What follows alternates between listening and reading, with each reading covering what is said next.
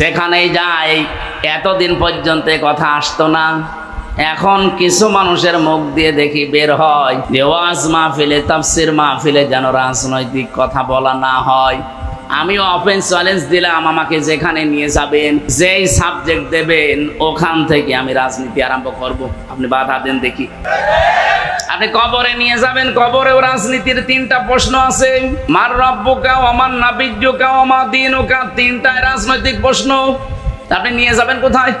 যদি জন্মে নিয়ে যান, জন্মে আমি রাজনীতি আরম্ভ করব, কারণ সর্বপ্রথম জন্ম নিলেই বলা লাগবে আল্লাহু আকবার। এর চাইতে বড় রাজনীতি কি আছে? এখন যদি বলেন আমি মরণে নিয়ে যাব, মরণেও রাজনীতি আছে, কারণ মরণের জীবনের শেষ কথা আপনাকে বলা লাগবে লা ইলাহা ইল্লাল্লাহ। এর চাইতে বিপ্লবাত্মক কথা পৃথিবীতে আর নেই। আপনি ঘোষণায় দিয়ে গেলেন যে দুনিয়ায় কাউকে মানি না আল্লাহ ছাড়া। সুবহানাল্লাহ বলতে পারেন না? আপনি নিয়ে যাবেন কোথায়? বিয়েতে নিয়ে যাব, বিয়েতেও রাজনীতি আছে কি নেই? আপনি যখন বলেন যে কবুল, কবুল বলার সঙ্গে সঙ্গে একটা মেয়ে লোকের যত রকমের দায়িত্ব সব আপনার ঘাড়ে এসে যায়। আল্লাহ রাব্বুল আলামিন বলেন, কোন মানুষ যদি মুসলমান হতে চায়, সেও কিন্তু একটা কবুল বলে লা ইলাহা ইল্লাল্লাহ। এই কথার ভেতরে আপনি কয়েকটা জিনিস পাবেন। আমানতু বিল্লাহ কামা হুয়া বিআসমাইহি ওয়া সিফাতিহি ওয়া ক্বাবিলতু জামিআ। আমি কবুল করে নিলাম আল্লাহর যত বিধান আছে সব। রাজনীতি নেই কোথায়? রাজনীতির বাইরে কোরআন শরীফে আপনি কথাই পাবেন না। তাফসীর মাহফিল লিখে দিয়েছেন, আবার বলেন রাজনীতি করবেন না। কোরআনের বাইরে যদি আমি কোনো কথা বলি, ওটা তো আর রাজনীতির বাইরে গেলে দুর্নীতি হয়ে যায়। অন্য বছরের কথা বাদ দিয়ে এই 15 বছরের হিসাব করে বলেন, যারা কোরআন বাদ দিয়ে রাজনীতি করেছে তাদের জীবন পুরাটাই দুর্নীতিগ্রস্ত। ভূমি মন্ত্রী ছিল একজন, 620টা বাড়ি বানিয়েছিল। কয়েকদিন আগে আমি মালয়েশিয়া গিয়েছিলাম, যে হোটেলে উঠলাম, নিচে নেমে দেখি শয়তান বসে আছে। আমারে দেখে বলছো, হুজুর আমি আগেই পালিয়েছি। আপনি পালালেন কেন? আপনার না শুনেছি 620টা বাড়ি আছে, কিন্তু আমি থাকতে পারি না। মালয়েশিয়াতে আমার সাহেব পাড়ায় ঘর আছে, বাড়ি আছে, কিন্তু তালা লাগানো। আমি যাব কি করে? কারণ এই দেশে 20 লাখ বাঙালি আছে, যদি আমারে পায় ভর্তা বানিয়ে ফেলবে। এই জন্য আমি চুরি করে আসি। এই হোটেলে থাকি, আমি নামিও না, মাঝে মাঝে নামি আবার চলে যাই ঘরে। আমি মনে হয় যে জেলখানায় আছি। আমারে বলছে কাউকে কিছু বলবেন না, শুধু দোয়া করবেন। তা আপনার জন্য আমার দোয়া আসবে। এই জন্যে যারা যেইভাবে কথা বলতে আরম্ভ করেছেন, আপনি এই 15.5 বছরে একদিনও কোনোদিন আপনার মুখ দিয়ে শুনি নাই যে একামতে দিনের দায়িত্বে দেশে যারা আছেন এই মানুষগুলো 1971 সালের অপরাধী, একদিনও বলেন নাই। হঠাৎ করে আপনার মুখ দিয়ে কথা আসতেছে, তার মানে আপনার ভেতরে কোনো দুর্বিসন্ধি আছে। আর এই দেশের মানুষ এখন অত পাগল আর নেই। আগস্টের 5 তারিখের আগে যেমন পাগল ছিল। কথা বলেন না কেন? যেহেতু এখন সব চালাক হয়ে গেছে, যত বলবেন আপনি তত পচবেন।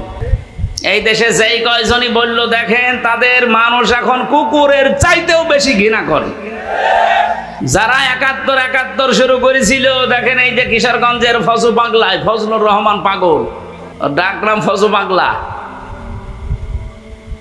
এই যে পাবনার যেটা হাবিবুর রহমান হাবিব, সবগুলো এসেছে একেবারে জায়গা থেকে। আপনি বলেন তো এদের দিকে তাকিয়ে, এরা যা আরম্ভ করেছিল এতদিন তো কিছু বলে নাই। হঠাৎ করে আগস্টের 5 তারিখের পরে জিকির তাদের মুখে দিয়ে দিল কে? যারাই দিয়েছে জাতি কিন্তু বুঝে ফেলেছে। এই জন্য এদের থেকে শিক্ষা নেন।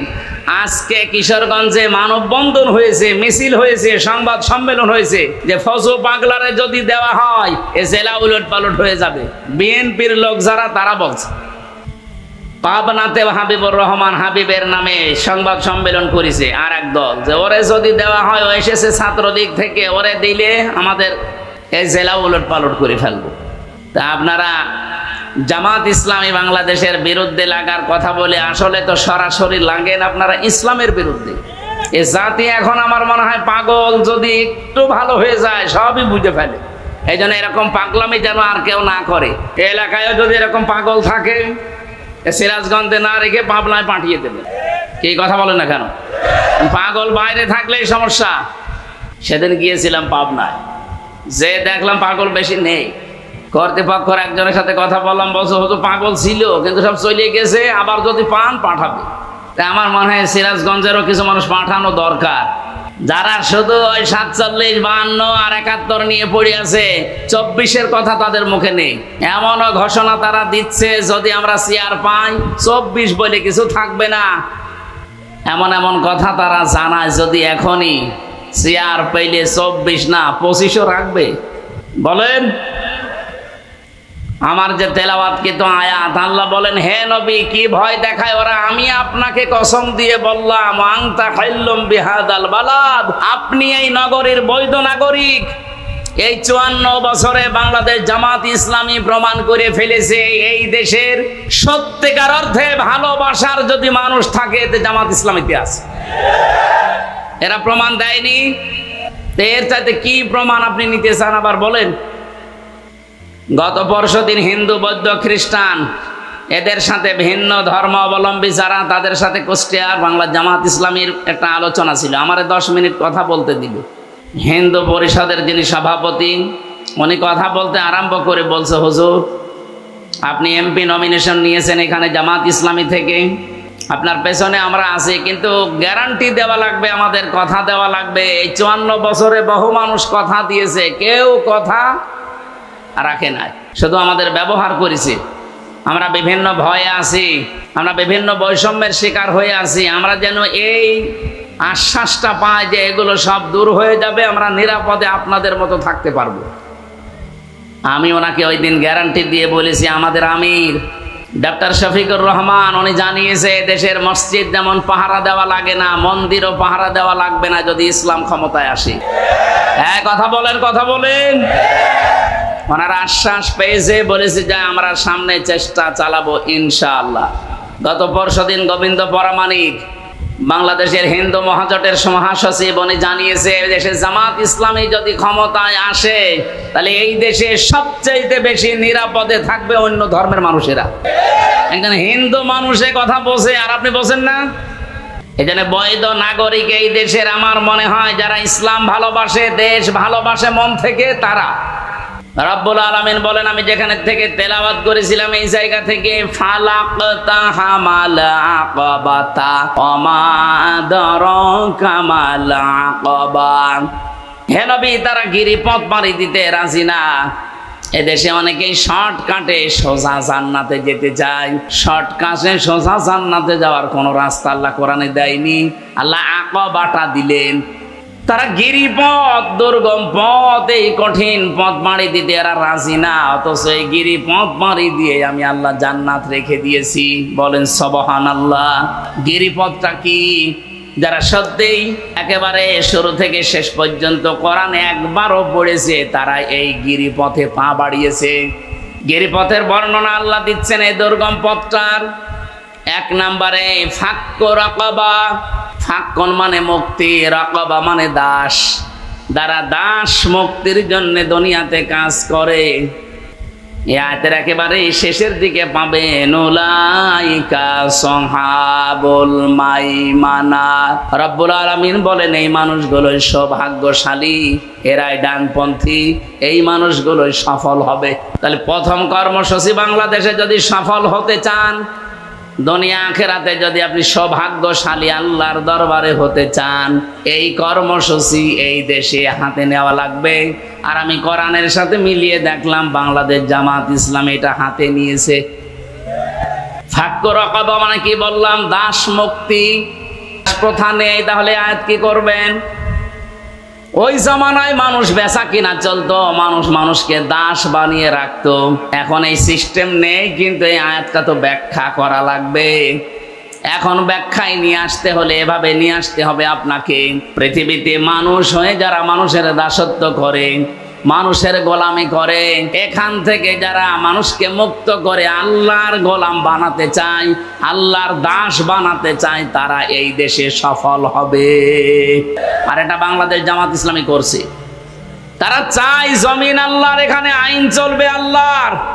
সাফ কথা বলছি, বাংলাদেশে যারা আল্লাহর আইন বাদ দিয়ে মানুষের তৈরি করা আইন যারা কায়েম করতে চান, আপনি মরে গেলে জান্নাত পাবেন না, এটাই ফাইনাল। কারণ আপনি কোরআনের 918টা আয়াত মানেন না। কয়টা? 918টা আয়াত আপনি মানেন না। আলা লাহুল খালকু ওয়াল আমরু ইনিল হুকমু ইল্লা লিল্লাহ, এরকম 918 জায়গায় পড়া কোরআনে আমি পেয়েছি। যারা মানুষের তৈরি করা আইন কায়েম করার জন্য দল করেন, চেষ্টা করেন, আপনি জাহান্নামী, আর কারো ফতোয়া লাগবে না। এই যে কাদিয়ানীরা, এরা কি জান্নাতি না জাহান্নামী? বলেন বলেন। কেন? ওরা কোরআন শরীফ কি পড়ে না? ওরা কি নামাজ পড়ে না?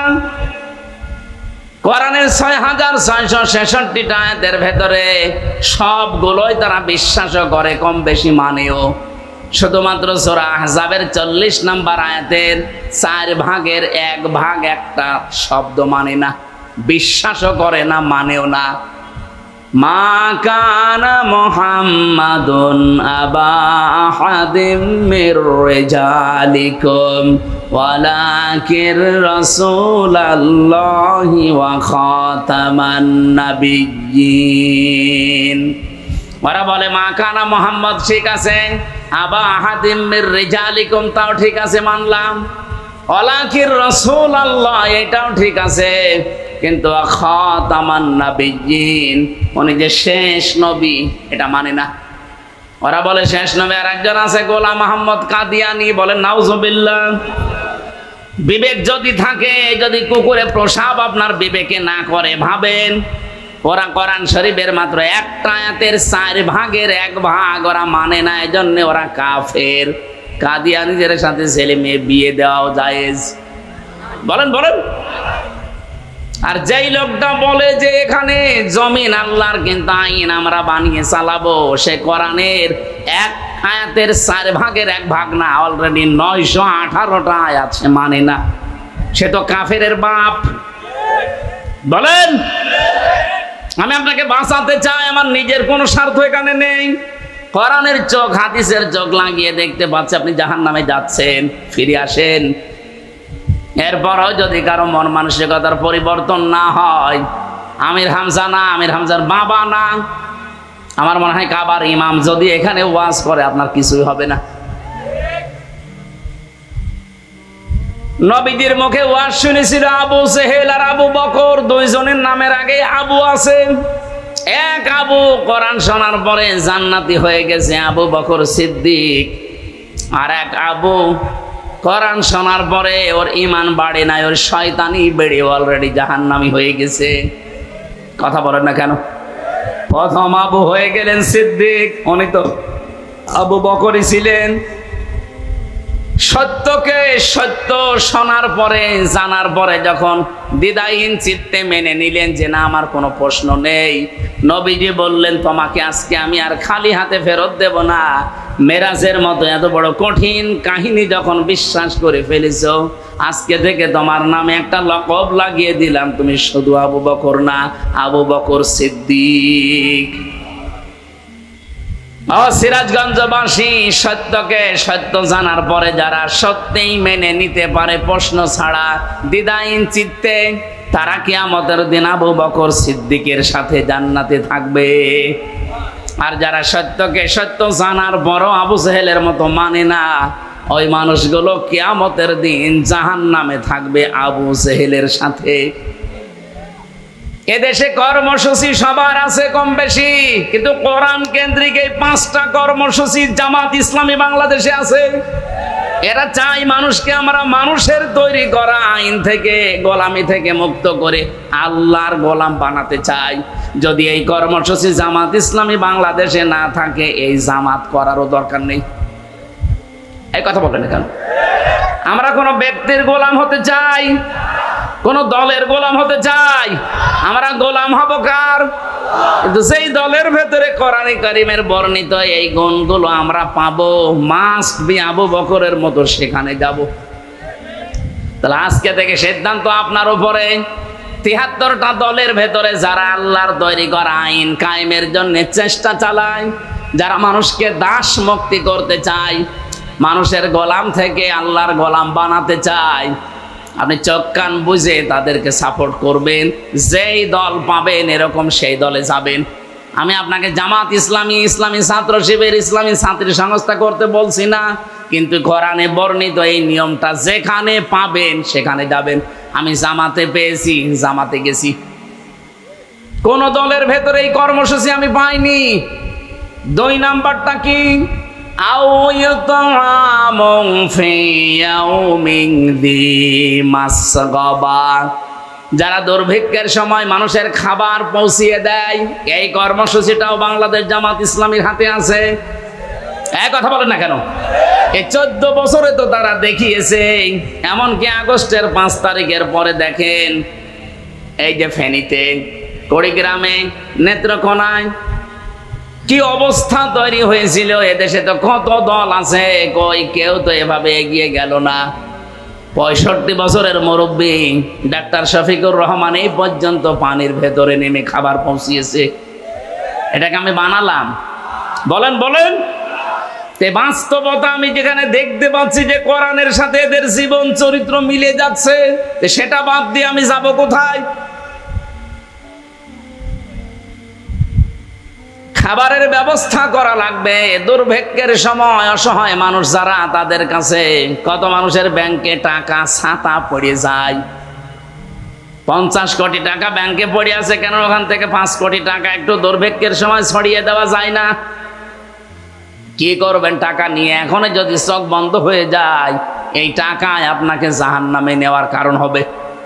আর না, আপনাকে বলে করবো, আপনি তো জাহান্নামে বিশ্বাস করেন না। আপনি তো জাহান্নাম আছে এইটাই বিশ্বাস করেন না, আপনাকে বলে করব কি? আমরা যারা অন্তত বিশ্বাস করি তাদেরকে বলছি, এ জীবনে জীবন শেষ না, আর একটা কিন্তু বিশাল জীবন আসতেছে সামনে। ইয়াতীমান যা মাকরাবা, 3 নম্বরে যারা ইয়াতীম, যারা নিজের নিকটের ভেতরে যারা ইয়াতীম, এদের খোঁজ খবর রাখে। বাংলাদেশে কোন দলের কর্মসূচিতে আপনি এইটা পাবেন বলেন? যদিও আমরা যারা জামাত ইসলামী করি এটা 100% আমরাও মানতে পারছি না, কিন্তু আমরা চেষ্টা চালাই। আমরা মানতে পারি না কেন? আমাদের পরিবারস্থ এমন লোক আছে যাদের কারণে আমরা সব রক্তের সম্পর্কগুলো 100% টিকিয়ে রাখতে পারি না। আজ আমার নিজের ভাইয়ের সাথে আমার সম্পর্ক ভালো না, আমার বোনের সাথে আমার সম্পর্ক ভালো না, এটার ভেতরে যতগুলো কারণ আছে, অন্যতম কারণ আমার পরিবারটা। এদের থেকে আমি সাপোর্ট পাই না, এজন্য আমার রক্তের সম্পর্ক দূরে চলে যায়। এরকম পরিবার দেশে নেই? বলেন বলেন। সিরাজগঞ্জবাসী, বিশেষ করে মেয়েরা যারা এসেছেন তাদেরকে একটু টাচ দেই।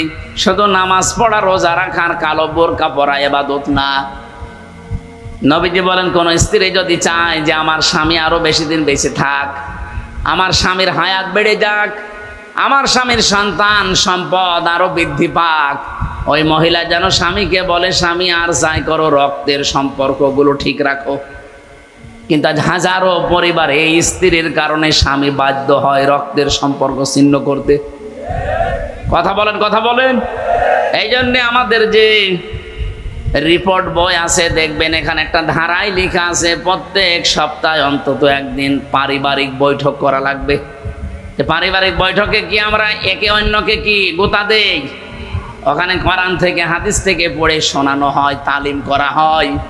অন্তত পরিবারের ভেতরে এই বিশ্বাস যেন জন্ম নেয় যে আমার স্বামী রক্তের সম্পর্কগুলো ঠিক রাখছে আমাদের বাঁচার জন্যেই। ইয়াতীমান যা মাকরাবা, এই কর্মসূচি আমাদের হাতে নেওয়া লাগবে।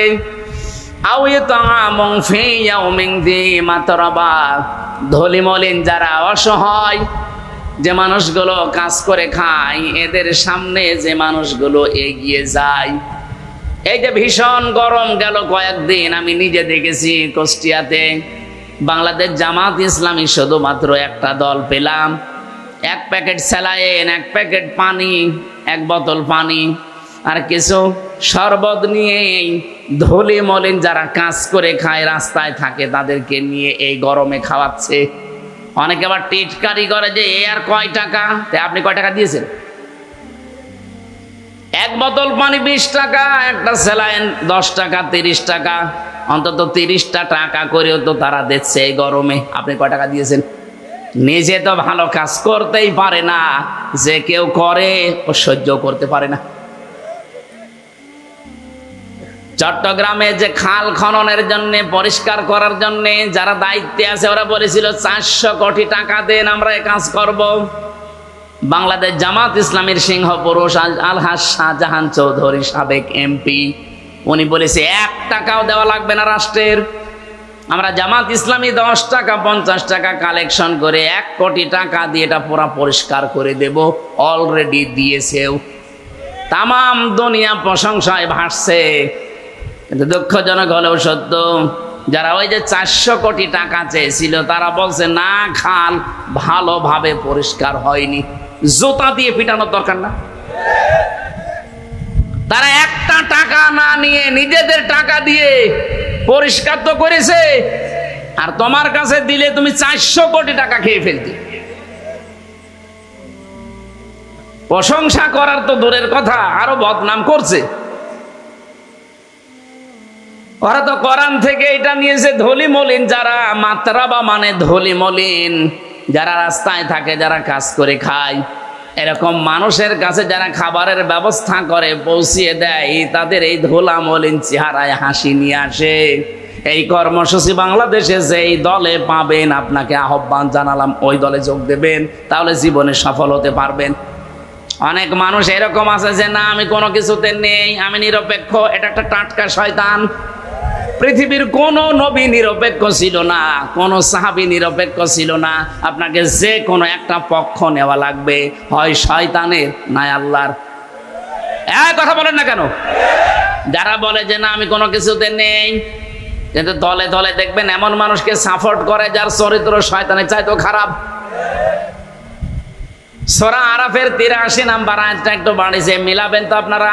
আজকেই মিলাবেন। 8 নাম্বার পারা 20 নাম্বার পৃষ্ঠায় এটা 3 নাম্বার লাইনে আছে, ফাআনজাইনাহু ওয়া আহলাহু ইল্লা ইমরাতাহু কানাত মিনাল গাবিরিন। রব্বুল আলামিন বলেন, ফেরেশতা 2 জন পাঠিয়ে দিলাম আসরের নামাজের সময় লূত নবীর কাছে। বললাম, আল্লাহর নবী, আপনার যে উম্মতরা আছে তাদেরকে নিয়ে আপনি এখান থেকে চলে যান। মাগরিবের সময় এখানে আল্লাহর গজব নাজিল হবে, কিন্তু সাবধান, আপনার স্ত্রীকে নেবেন না। ও সিরাজগঞ্জবাসী, হাদিস থেকে কি বুঝলেন? কোরআনের আয়াত এটা, কি বুঝলেন এখান থেকে? লূত নবীর স্ত্রীর চরিত্র খারাপ ছিল না। পৃথিবীতে কোনো নবীর স্ত্রীর চরিত্র খারাপ ছিল না, কারণ হারাম রক্তের ভেতরে আল্লাহ নবীদের রক্ত প্রবেশ করার নাই। লূত নবীর স্ত্রীর নিজের চরিত্র ভালো ছিল, সে চরিত্রহীনা ছিল না, কিন্তু সে তলে তলে চরিত্রহীনদেরকে সাপোর্ট করত। এই জন্য আল্লাহ তাকে ধ্বংস করে জাহান্নামে অলরেডি পাঠিয়ে দিয়েছেন। এই আয়াত থেকে আমরা যেটা প্রমাণ পেয়েছি, শুধু নিজে নামাজ পড়লে রোজা রাখলে পর্দা করলে হবে না। দেখা যায় এমন মানুষকে ভোট দেয়, এমন মানুষকে সাহায্য করে, এমন মানুষের পেছনে থাকে, এমন মানুষকে সাপোর্ট করে যার চরিত্র শয়তানের চাইতেও খারাপ, যার জীবনে কোনো আল্লাহর বিধান নেই, যার পরিবারে আল্লাহর বিধান মানে না, সমাজে আল্লাহর বিধান মানে না, অর্থনীতিতে আল্লাহর বিধান মানে না। এরকম আল্লাহ বিরোধী সীমা লঙ্ঘনকারী মানুষকে আপনি সাপোর্ট দেন, আপনার অবস্থা লূত নবীর স্ত্রীর মতোই হবে। এই জন্য এটা দুনিয়ার কাজ মনে করে ছেড়ে যাওয়ার কোনো কারণ নেই, এটা আখিরাতের কাজ।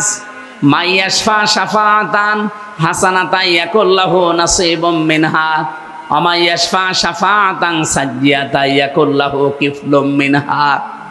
এই পৃথিবীর ময়দানে কেউ যদি ভালো কোনো কাজে সুপারিশ করে, সাহায্য করে, ভোট দেয়, রায় দেয়, সমর্থন জানায়, পেছনে থাকে, ও লোকটা ভালো কাজ করে যা পাবে আপনি শুধু সুপারিশ করে তাই পাবেন। বাংলাদেশে 300 এমপির ভেতরে 151 জন এমপি যদি এবার কোরআন বুকে নিয়ে সংসদে যেতে পারে, অধ্যাপক জাহিদুল ইসলাম তার ভেতরে মনে করেন একজন, এই 300-র ভেতরে মাত্র 151 জন যদি এবার যেতে পারে, ওনারা কোরআন বুকে নিয়ে প্রথম অধিবেশনেই বলবে, মাননীয় স্পিকার আমরা নামাজের বিল চাই। বলবে না? যদি না বলে ভোট দেবেন না, কারণ এইটা ওনাদের একদম কড়াকড়ি লিখা আছে, আল্লাযীনা ইম্মাক্কান্নাহুম ফিল আরদ আকামুস সালাহ 41 কোন ইমানদারকে যদি আল্লাহ চেয়ারে বসায়, তাদের প্রথম কাজই হবে তারা নামাজের বিল আনবে। আর আমরা জানি ওনারা এটা করবে। এতদিনে 54 বছর আমরা যাদেরকে পাঠিয়েছি, তারা সংসদের প্রথম অধিবেশনে বলেছে আমরা নামাজের বিল চাই। বলেন বলেন। কিন্তু ওনাদেরকে এটা পড়িয়ে দেওয়া, ওনারা বলবে। স্পিকার যদি বলে ঠিক আছে হাত তোলেন দেখি, 300-র ভেতরে মাত্র 151 জন যদি হ্যাঁ বলে, হাত তোলে, ওইটা ওই দিন কায়েম হয়ে যাবে। 18 কোটি মানুষের জন্য আর ওয়াজ করা লাগবে না, ওই দিন থেকেই তারা নামাজ পড়তে বাধ্য। নামাজ শুধু ও পড়বে না, ওর বাপ পর্যন্ত পড়বে। আপনি ভোট দিয়েছিলেন জাহিদুল ইসলামকে মাত্র একটা, ওনার কারণে যদি নামাজের ওই বিল ওই দিন কায়েম হয়ে যায়, 18 কোটি মানুষ দেশে তখন নামাজ পড়বে। প্রতিদিন আপনি 18 কোটি মানুষের নামাজের সওয়াব পাবেন। সূরা নিসার 85 নম্বর আয়াতের ব্যাখ্যা এইটাই, মাইয়াশফা শাফাআতান হাসানাতান ইয়াকুল্লাহু নাসীবুম মিনহা। পক্ষান্তরে অমাইয়াকসিব, কোন মানুষ যদি পৃথিবীতে একটা খারাপ কাজে, অন্যায় কাজে, চরিত্রহীন মানুষকে সাপোর্ট দেয়, ওই লোকটা ক্ষমতা পেয়ে যত অন্যায় করবে, আপনার আমল নামায় ঠিক ওইটা ফ্লাক্সি লোড হয়ে যেতে থাকবে। আমার বয়স এখন 33, 92 সালে আমার জন্ম, এখন চলছে 25। এই 33 বয়সে যদি আমি 33 মন গোনা করি, এই 33 মন গোনা যদি আমার মাথার উপরে আল্লাহ চাপিয়ে দেয়, মরণের পরে বিচার শেষ নাকি? না মানে আমি 33 মন গোনা করেছি, 33 মন গোনার জন্য আল্লাহ চাপিয়ে দিল 33 মন, বিচার শেষ। কিন্তু কোরআনে কারীম জানাচ্ছে অন্য কথা, ওয়াহুম ইয়াহমিলুনা আওযারহুম আলা যুহুরিহিম আলা সামা ইয়াজিরুন। রব্বুল আলামিন বলেন, কিয়ামতের দিন ওই মানুষগুলো বোঝা সমূহ বহন করবে তাদের পিঠের উপরে। আল্লাহ ঝাড় না দিয়ে আওঝার দিয়েছেন। ঝাড় মানে বোঝা, আওঝার মানে বোঝা সমূহ, পাপের বোঝা তাদের পিঠের উপরে বহন করতে থাকবে। আর ফেরেশতারা দেখে দেখে বলবে, কত নিকৃষ্ট বোঝা এ বহন করে নিয়ে যাচ্ছে। আমি এখান থেকে যে শিক্ষাটা তাফসীর থেকে পেয়েছি, আমার নিজেরটাই বললাম মনে করেন। আপনারা যদি এটা জানুয়ারি, ফেব্রুয়ারি, মার্চ ওই সময় শীতের ভেতরে দিতেন, যেই পরিবেশ নিয়ে শুনতে পারতেন, তার চাইতে কষ্ট বেশি হচ্ছে না কম হচ্ছে? অনেক কষ্ট হচ্ছে, যে কাদার ভেতরে মানুষ বসে আছে। সুতরাং ইবাদতে আমরা আশা করতে পারি যে অন্য সময় কোরআনের অনুষ্ঠানে যদি একটা হাজির হলে নেকি হয়, 2টা হাজির হয়েছে নেকি হতো, আজকে একটা সেই নেকি হবে ইনশাআল্লাহ। আপনারা যে কষ্ট স্বীকার করলেন, যে সময় দিলেন, অর্থ দিয়েছেন, যারা কিয়ামতের ময়দানে 3টা জায়গায় টাকা খরচ করলে সে টাকার হিসাব দেওয়া লাগবে না, তার ভেতরে এই কোরআনের একটা।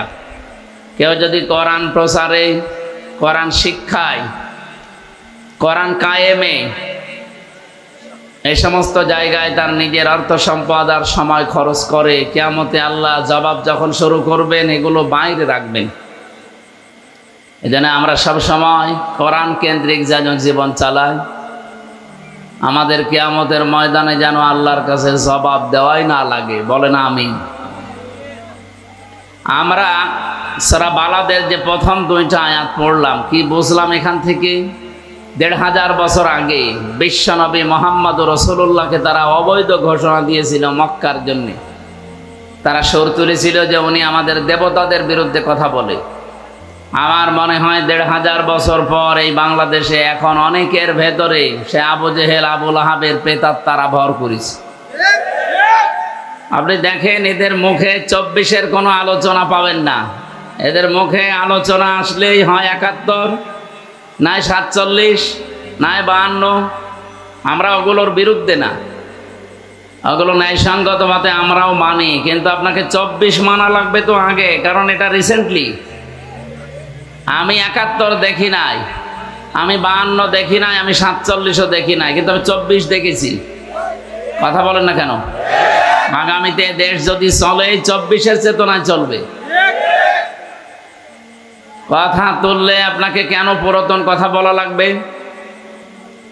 নবীজিকে ওই সময় যে সমস্ত তকমা দিত, ট্যাগ দিত, এদেশে এখন নবীর পথে সত্যিকার অর্থে যারা চলতে চায় তাদেরকে এরকম বিভিন্ন ট্যাগ দেওয়া হচ্ছে। আবহমান কাল থেকে বাংলার এই বুকে তাফসির মাহফিল, ওয়াজ মাহফিল, মিলাদ মাহফিল, বিভিন্ন জায়গায় কোরআনের সঠিক কথাগুলো না বলতে বলতে আমাদের অভ্যাস হয়ে গেছে যে কোরআন শরীফ আর রাজ্য রাজনীতি মনে হয় আলাদা। عن معاذ بن جبل رضي الله تعالى عنه قال قال النبي صلى الله عليه وسلم خذوا ما دامتم فإذا صار رشوة في الدين ولستم بتاركه يمنعكم الفقر والحاجة ألا إن الكتاب والسلطان لا يفترقان فلا تفارقوا الكتاب.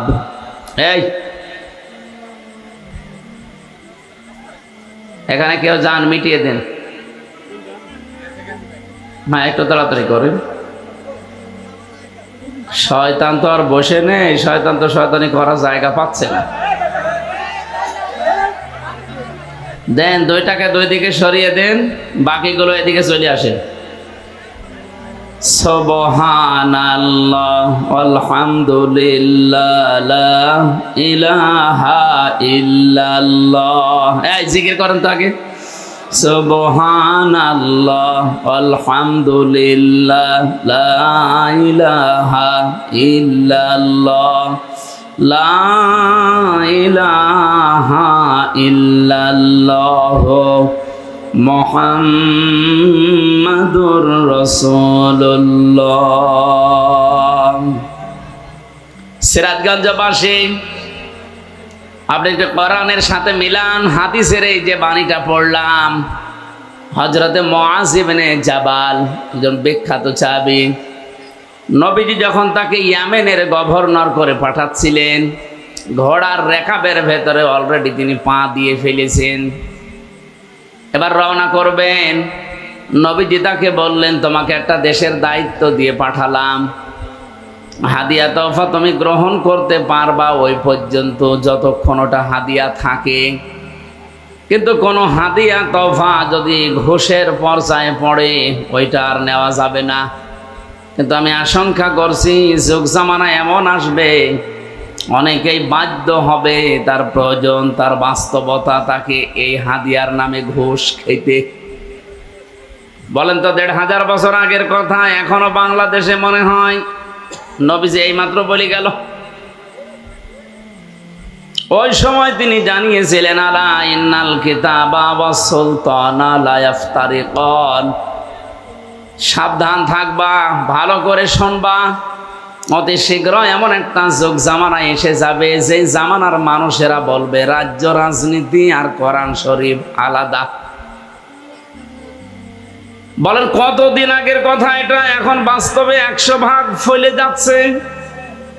উনি বলেছিলেন কিছু মানুষ এমন আসবে দেশে, তারা বলবে কোরআন আর রাজনীতি এটা আলাদা। সাফ কথা বলছি, যারা বলেন কোরআনের সাথে রাজনীতির কোনো সম্পর্ক নেই, আপনি যদি কোরআন বিশ্বাসও করে থাকেন আপনি মুনাফিক।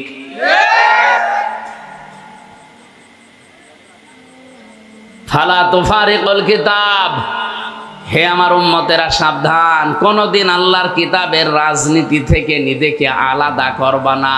একটা শব্দ যদি ভুল বলি, মানিয়ে বলি, কোনো আলেমকে নিয়ে এসে বসিয়ে রাখেন।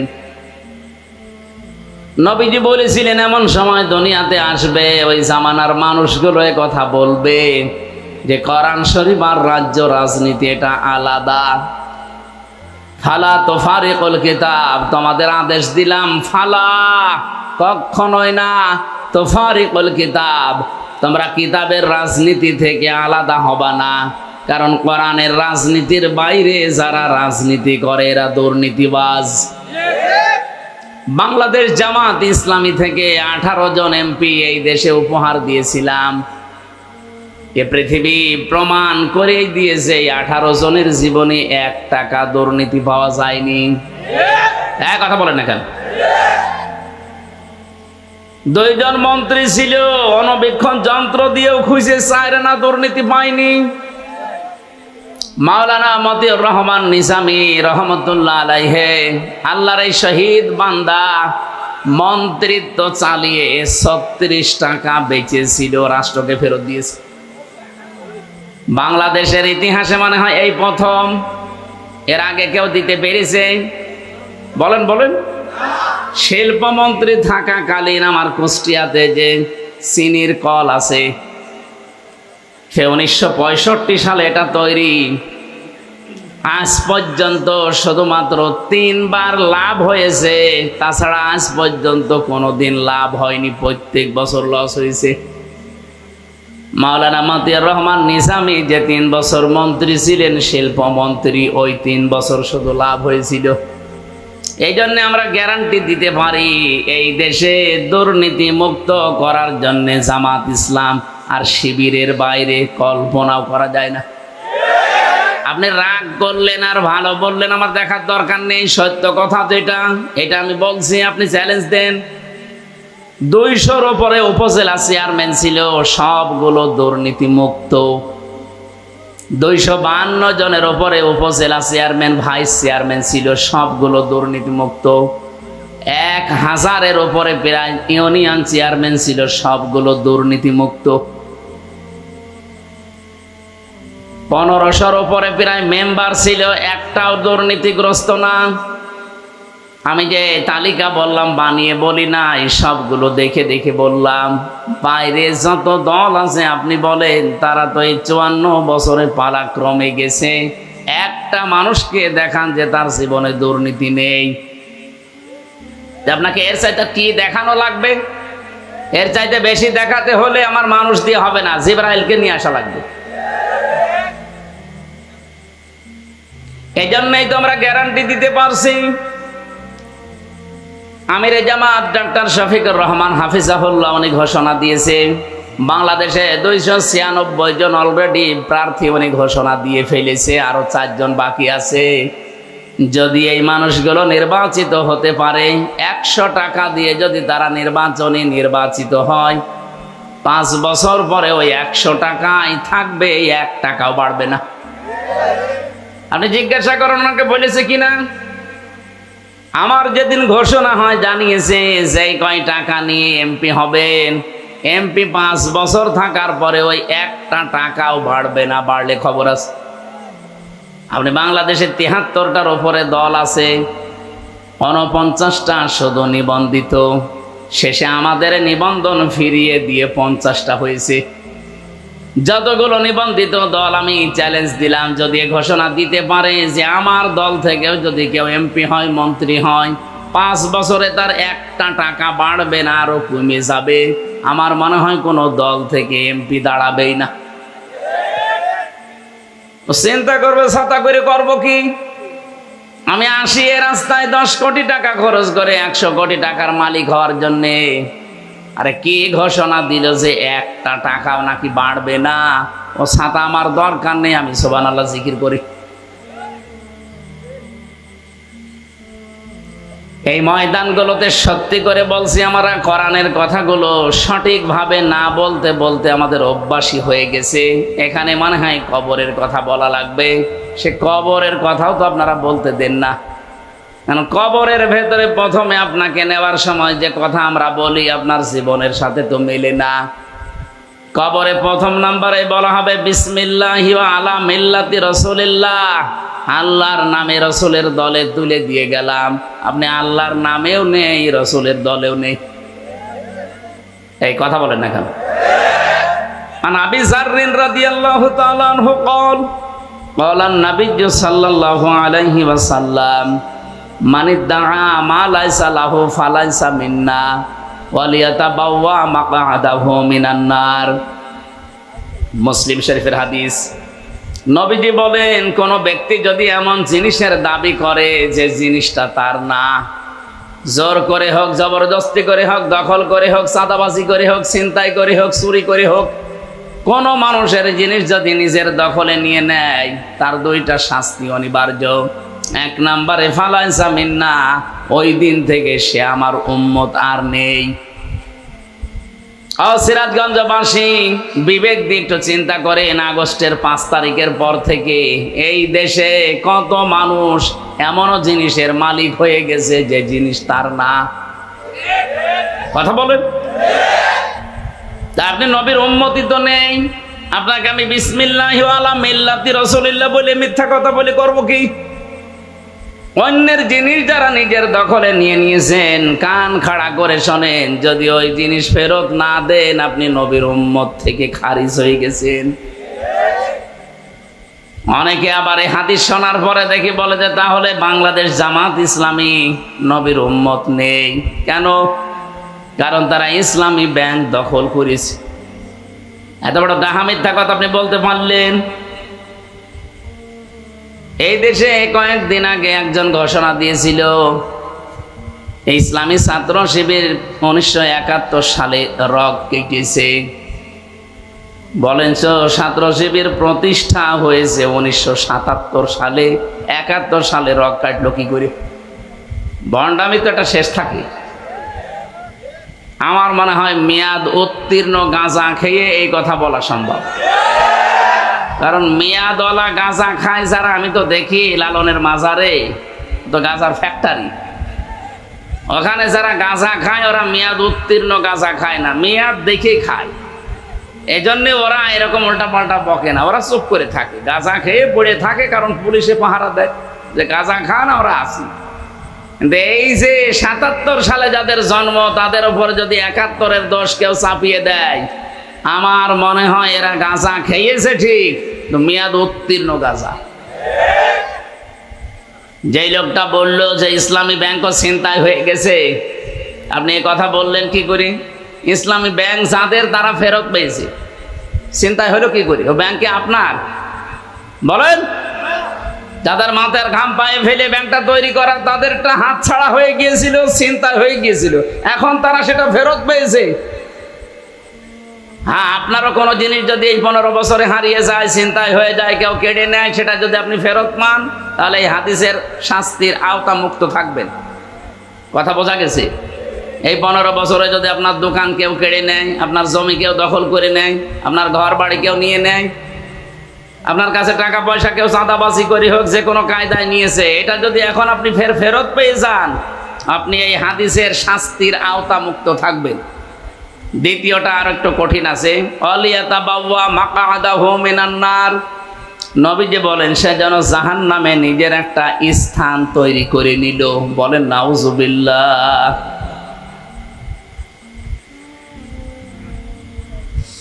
সিরাজগঞ্জবাসী, যে তালিকাটা বললাম, বলেন তো এই মানুষগুলোকে দুর্নীতি মুক্ত করার জন্যে জামাত ইসলামী বাংলাদেশ তাদের পেছনে কি লোক সেট করে রেখেছিল?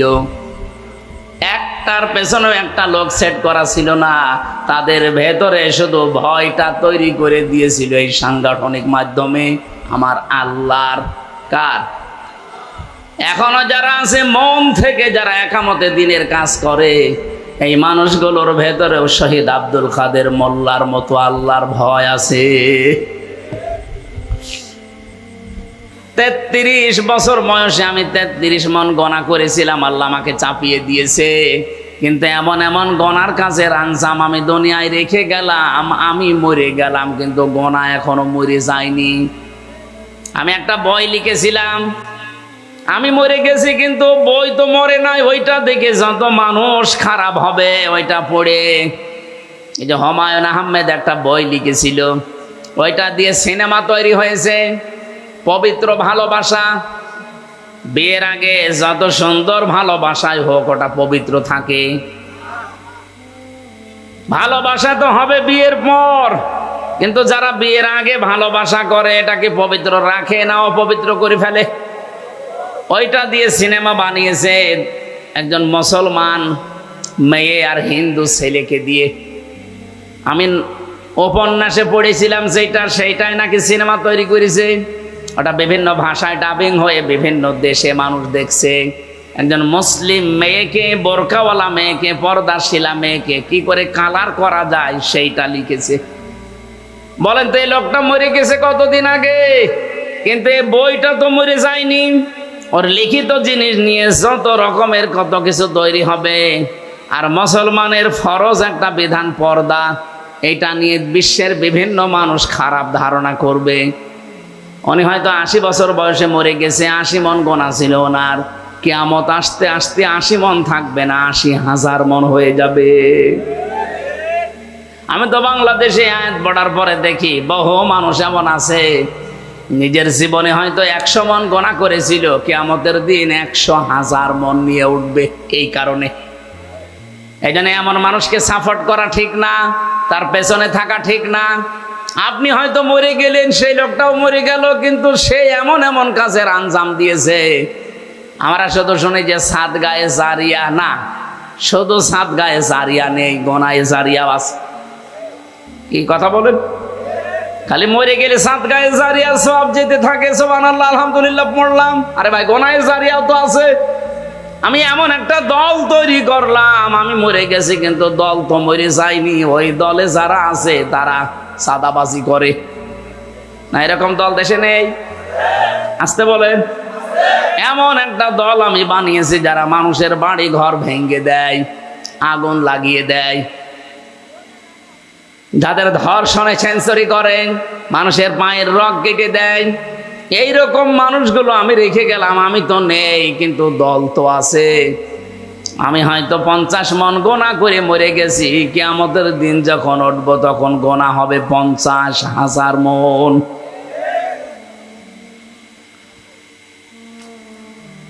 আমাদের উচিত এই মুহূর্তে আমাদের সিদ্ধান্ত পাল্টানো। যারা আজ মানুষের পাশে দাঁড়ায়, এতিম অসহায়, এই মানুষগুলোকে যারা দেখাশোনা করে, তাদের দারিদ্র মুক্ত করার জন্য যারা চেষ্টা চালায়, এরা যেহেতু কোরআন বলছে সফল হবে, আমাদের নাক কান বুঝে তাদের সাপোর্ট দেওয়া দরকার।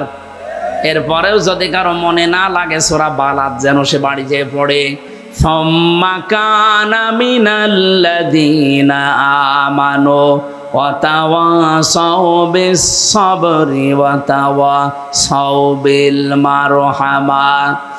রব্বুল আলামিন বলেন, এরপরে মানুষগুলো যদি ঈমান আনে, ধৈর্য ধারণ করে, আর একে অপরকে রহমের, সবরের উপদেশ বাণী শোনায়, উলাইকা আসহাবুল মাইমানা, এই মানুষগুলোই দুনিয়াতে সফল, সৌভাগ্যশালী। জোরে বলেন সুবহানাল্লাহ।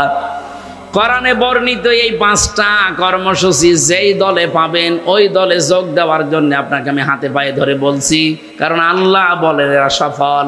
ওয়াল্লাযীনা কাফারু বিআয়াতিনা, আর যারা কাফের, আল্লাহর আয়াতকে যারা মিথ্যা প্রতিপন্ন করে, আল্লাহর আয়াতের সাথে যারা গাদ্দারি করে, সীমা লঙ্ঘন করে, কোরআনে কারীম বলে উলাইকা আসহাবুল আলাইহিম নারুম মুসাদা, তাদের উপর আমি জাহান্নামের আগুনগুলো স্থায়ী করে দেব। হুম আসহাবুল মাশআমা, এইগুলোই দুর্ভাগা, এই মানুষগুলোই হতভাগা। এদের দুনিয়া আখিরাত দুইটাই ধ্বংস হয়ে গেছে। আল্লাহ আমাদের এরকম হতভাগ্য যেন না করেন, বলেন আমিন। আফসোস লাগে আমার কোরআনের আয়াত দিয়ে ব্যাখ্যা করে করে কথা বলার পরও মানুষের মন আমি পাই না। আমার মনে হয় নবীজি যদি এখন আসতেন, কোরআনের সূরা বালাদ থেকে তাফসীর করলে বহু মানুষ নবীকে পর্যন্ত রাজাকার বলে গালি দিত। বলেন, ইন্নাল্লাযীনা কাযযাবু বিআয়াতিনা ওয়াস্তাকবারু আনহা, নিশ্চয় যারা আল্লাহর আয়াত শোনার পরে মিথ্যা মনে করে, ওর বিশ্বাস হতে চায় না, ওয়াস্তাকবারু আনহা, এবং অহংকার করে মুখ ফিরিয়ে চলে যায়। আমার তো মনে হচ্ছে 1500 বছর আগে না, বাংলাদেশের কিছু মানুষের চরিত্র দেখে আল্লাহ মনে হয় এই মাত্র আয়াত নাজিল করছে। দেখেন কত মানুষ এই চরিত্রের এখন এই দেশে আছে।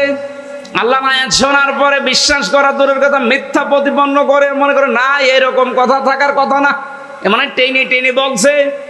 আমি যদি কোরআনের কথা নিজের দিকে টেনে বলি, আমি যদি বানিয়ে বলি, তা আমার সব আল্লাহ আগে কেটে দেবে। দুনিয়ার এই কিছুদিনের জন্য আমি আমার এত বড় ক্ষতি করব, আমাকে কি পাগলা কুত্তায় কামড় দিয়েছে?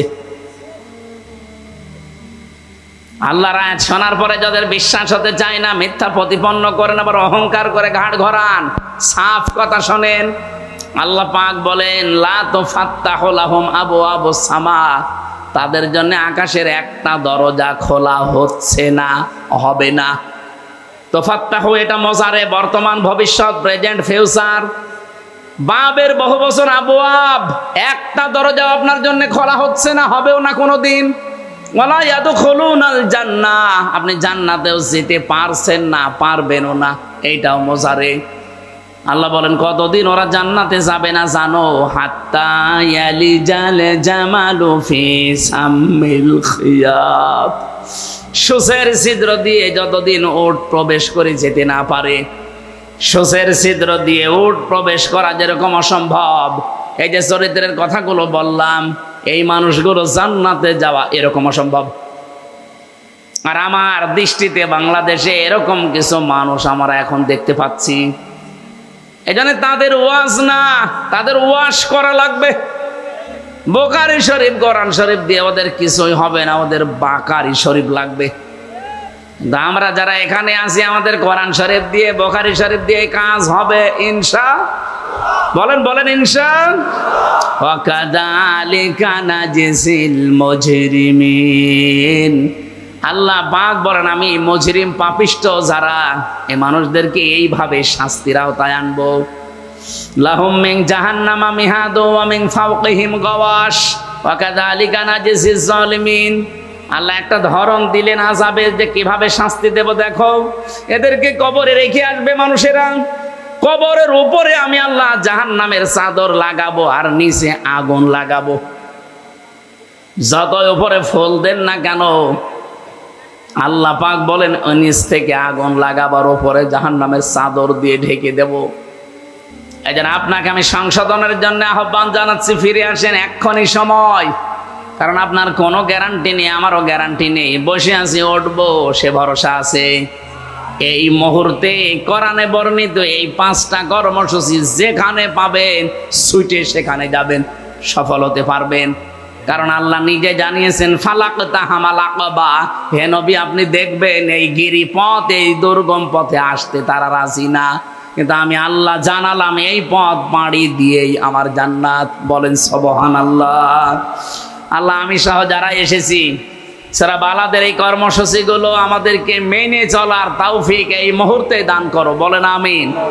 আমরা যেন আবু জেহেলের মতো না হয়ে যাই। নবীজির মুখে কোরআন শোনার পরও হেদায়েত পাইনি, ওর শয়তানি যা ছিল আরো বেড়েছে।